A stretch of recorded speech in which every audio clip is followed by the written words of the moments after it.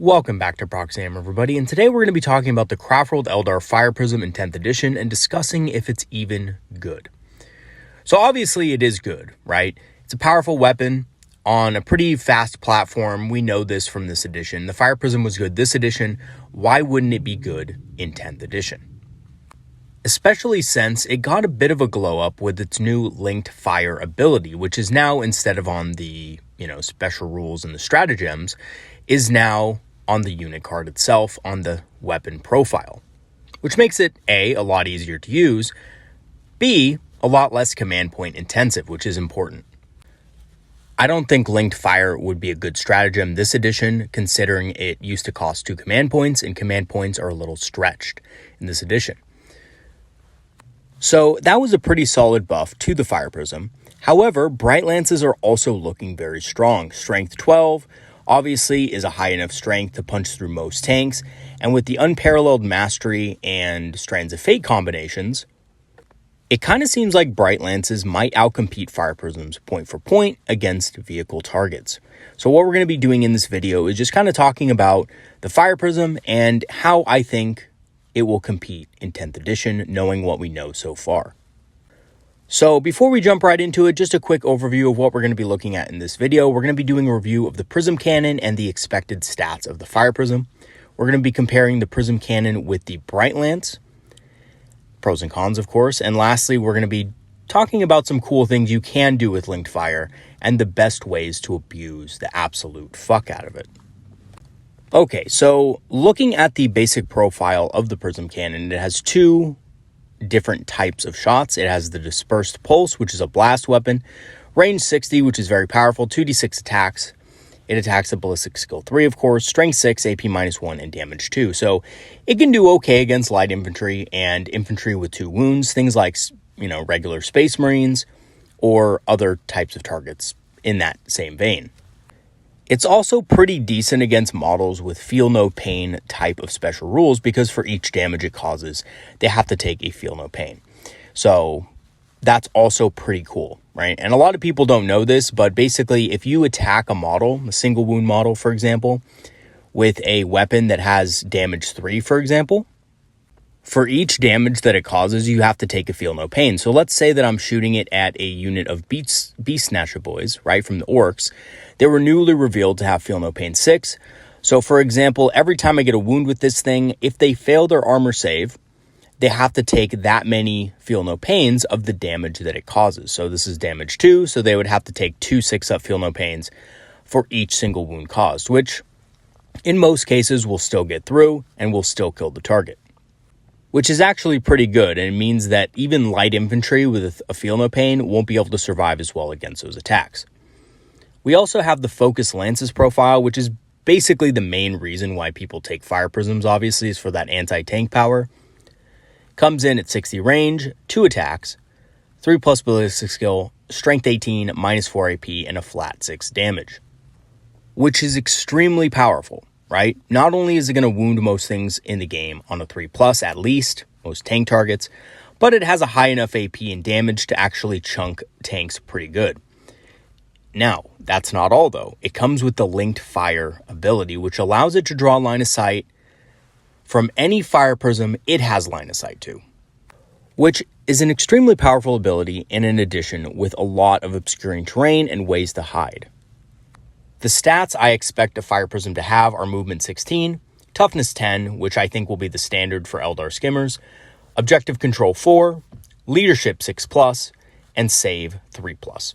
So objective control, I don't know exactly how many objective control points it has, but seeing as it's a pretty big tank, I'm thinking 4, right? I don't see it being less than a Dreadnought, but who knows?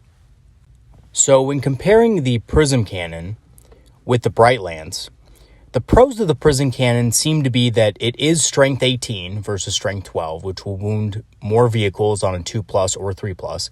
Remember, anything toughness 9 or below is going to be wounded on a 2+, and everything above that will be basically wounded on a 3, and I don't think we've seen something with toughness 18 as of yet, which pretty much guarantees that the Prism is going to be wounding basically everything in the game on at least a 3+. It has an AP -4, versus AP -3 of a Bright Lance, so when it does go through, it's going to be penetrating more armor. Even things like Land Raiders won't get much of a save against this weapon, which is ideally what you're going to be wanting to shoot at throughout the game. You're going to want to be targeting those heavy vehicles. It has an increased range, which might come in handy, but honestly, most of the time won't. The boards are a little bit smaller, and with all the obscuring terrain, long shots across the board are often not possible. However, with the linked fire ability, you could technically set up something from one side of the board and hit something from the other side of the board with that range 60. So, that could come in handy. The dispersed pulse can also clear infantry, which Bright Lances cannot do. Bright Lances are going to be trash against infantry. And the Fire Prism, on the other hand, does have an option for dealing with, infantry targets. And lastly, the linked fire ability can open up some interesting lines of fire, like I talked about before. And because it has a long range, you could potentially do this across the board with prisms on one side of a long board edge to prisms on the other side of the long board edge. So pretty cool things you can do with that. However, here are the 3 cons that I can see when comparing the Prism Cannon with the Bright Lance. So the first con is that it has a flat 6 damage, and that has absolutely no synergy with Fate Dice. Bright Lance can cause up to 8 damage with Fate Dice if you have a 6, which can be very easy to get with a Farseer or just a natural roll in the beginning of the game. And that may not seem like a whole lot, but when you consider that Bright Lancers are also most likely going to be much cheaper point for point, you start to get a picture of, the Fire Prism maybe being a little bit less cost effective against certain targets, which obviously I think both are probably going to be needed in a list. If you do want to go heavy on prisms, however, you're going to have to keep this in mind that the Bright Lances will be more cost effective against lighter and medium targets. So basically anything below toughness 12, the Bright Lance I think is going to be much better against in general. So toughness 11, toughness 10, will probably go to the Bright Lance as far as cost effectiveness goes. And just to give you guys an example, a Bright Lance on a Viper will probably cost around 60 points, maybe less, maybe a tiny bit more. The Fire Prism will easily cost double this.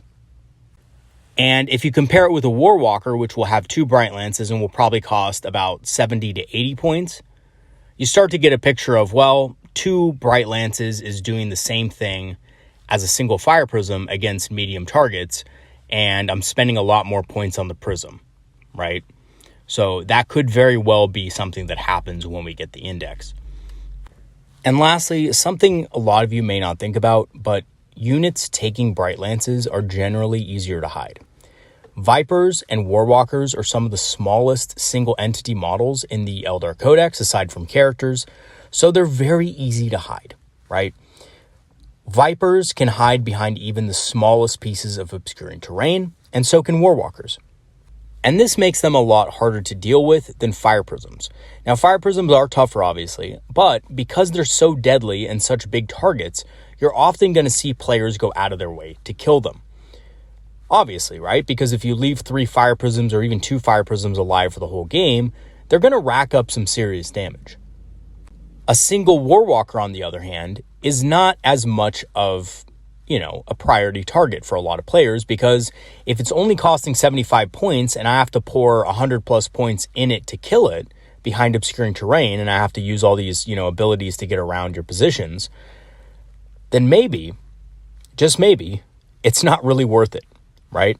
A lot of times players, if they have to sacrifice a big unit to kill a really small unit like a Warwalker, just won't do it, because they'll lose out on the trade, whereas the Warwalker can happily trade with enemy tanks and be totally fine with it with Strands of Fate. So a 75-point Warwalker can shoot at a, probably 75-point Rhino, kill it, and then be okay with dying the next turn because, it's traded evenly, right?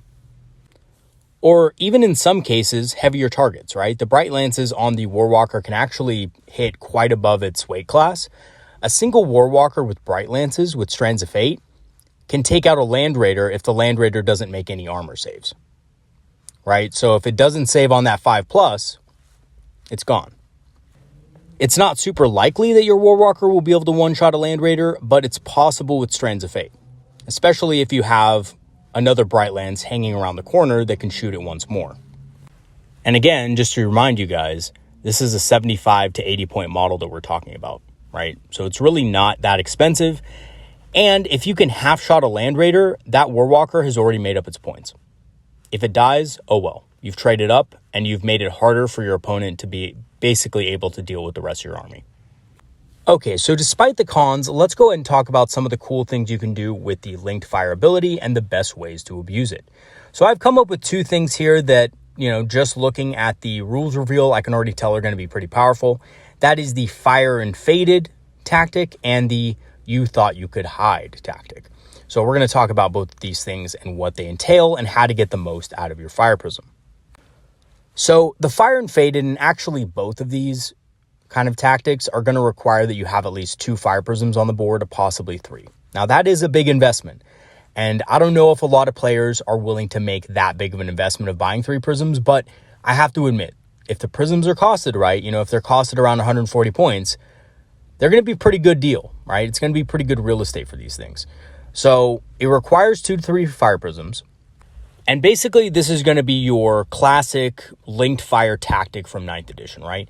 The prisms are going to hide behind obscuring terrain on your side of the board. One pops out of obscuring terrain, but tows the terrain so that your other 2 or 1 prism can draw a line of sight to it. And again, basically what this means is you're just inside of the terrain, but you're not all the way outside of it, right? So that means that your fire prisms can draw a line of sight to the fire prism that just moved up, and that fire prism can draw a line of sight to anything past that piece of obscuring terrain.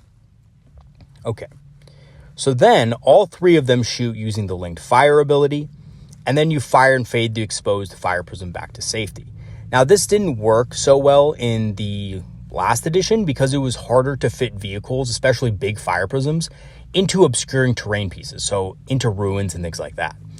However, with some of the new terrain rules, you don't exactly need to always do this. And in fact, if for whatever reason your fire prism can actually fit on top of the building or ruin that you are, firing in or firing behind, then you actually get the plunging fire ability on top of that. And again, all of our wave serpents, our skimmers are going to get the flying special rule.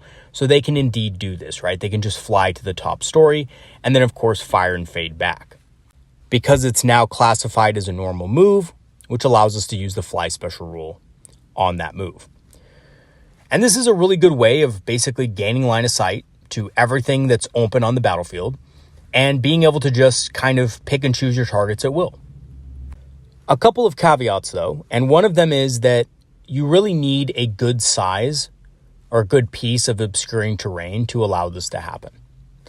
The reason for this is because fire prisms tend to be very big, and to hide 3 of them behind one piece of obscuring terrain, you either need to use some clever movement tactics, twisting your prisms to the side and stacking them up, which is possible, right? You don't have to always put them side to side next to each other. You could just stack them one behind the other. That's a pretty decent way of making sure that they're behind the obscuring terrain, right? You don't have to always put them side to side next to each other. You could just stack them one behind the other. That's a pretty decent way of making sure that they're behind the obscuring terrain. And it'll keep them safe to enemy fire. Now, one of those prisms, because fire and fade got changed to a normal movement, can move 16 inches instead of 7. This gives you more variety in where you can move the prism and where you can position it. So it'll often mean that your fire prism will be safer from enemy attack and can also go out a little bit further if it needs additional line of sight. So this tactic, fire and faded, is going to be the classic fire prism tactic from your own battlefield lines, right? Your own deployment zone. Can be used fairly easily without too much thinking involved.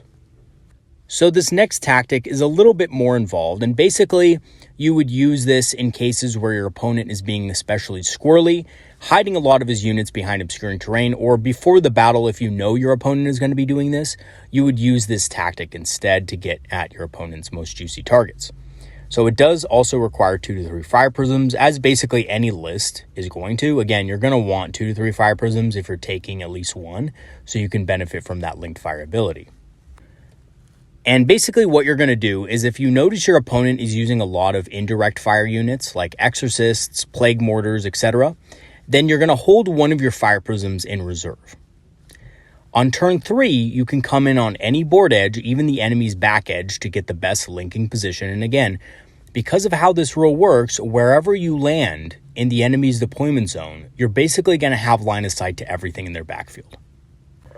So unless your opponent is just really screening very hard, you're going to have line of sight to something. And again, even if you don't initially, turns 1 and 2 can be spent clearing spots on your opponent's board edge to be able to come in with this Fire Prism. So you do have to be a little bit proactive with this in some cases. Like if you're going against an Imperial Guard player and he has, 3 Basilisks set up in the backfield, and again, we don't know how Basilisks are going to operate. They might be really good, right? If he has 3 of those in the backfield and they're just screened out by a bunch of infantry, well, use your abilities, use your anti-infantry weapons to clear out that infantry first and make sure that your Fire Prism has a spot to come in.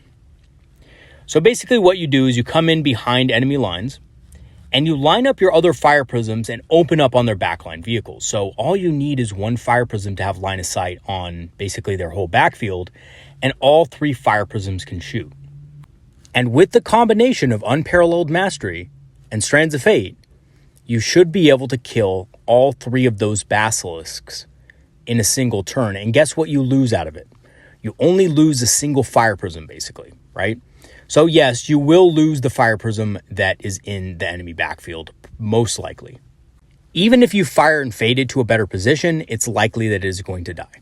So you're probably going to want to instead focus on fire and fading the Fire Prisms in your own deployment zone back, at least one of them, so that you're not, caught up in a situation where you lose multiple Fire Prisms in a single turn. So cut your losses, lose the Fire Prism in the enemy deployment zone, and get the rest back to safety. And this is going to be a great way to trade up, right? This is potentially, I'm thinking Basilisks are going to cost around 120 to 130 points.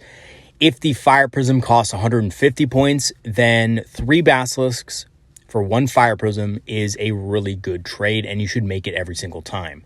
Not only that, but now the rest of your army is safe on turns 3, 4, and 5 to enemy firepower, right? So Basilisks, indirect fire, with things like take aim, are probably going to be pretty powerful, and you can be sure that if an opponent is using artillery in that way, that he's going to be buffing the crap out of them, right?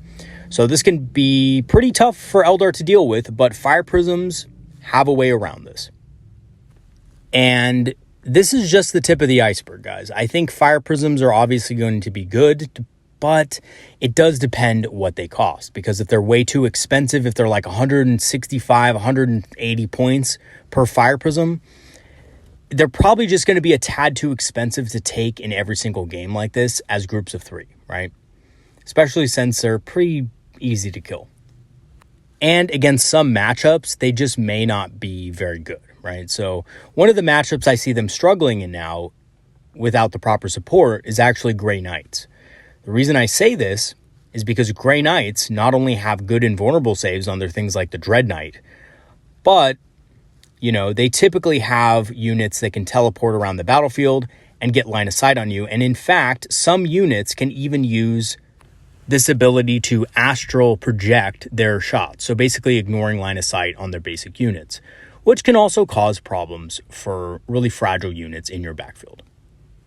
So in conclusion, while they probably won't be as cost effective as Bright Lances against most hard targets point for point, Fire Prisms have some really cool tricks up their sleeves with the linked fire and can kill infantry as well. And again, that's something to note, right? Fire Prisms aren't just good against tanks, they're also decent against infantry. So when all of the tanks of the enemy army are destroyed, you can switch to anti-infantry mode and start clearing infantry from objectives and things like that in the late game so that you can take those objectives from your opponent. And they seem very fun, honestly, and much more viable than they are now. Now, I will say this. I've always been a fan of Fire Prisms because I think that anything that can ignore invul saves in 9th edition is worth its weight in gold. So some armies were just fantastic with Fire Prisms, right? Bealtan, I believe, was probably the best because they were allowed to reroll the hit roll, and that was very effective.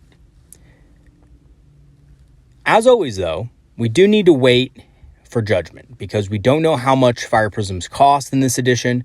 they could be really expensive, and thus, their viability would be reduced considerably. I think if they were costed around 140 points, 150 points, they would be really viable. If they were any more expensive than that, I think you might have to start considering other things. And I know a lot of you out there are like, well, I would easily pay 180 points for a Fire Prism with this linked fire ability because it's really powerful and it can get to targets that you wouldn't normally be able to get to.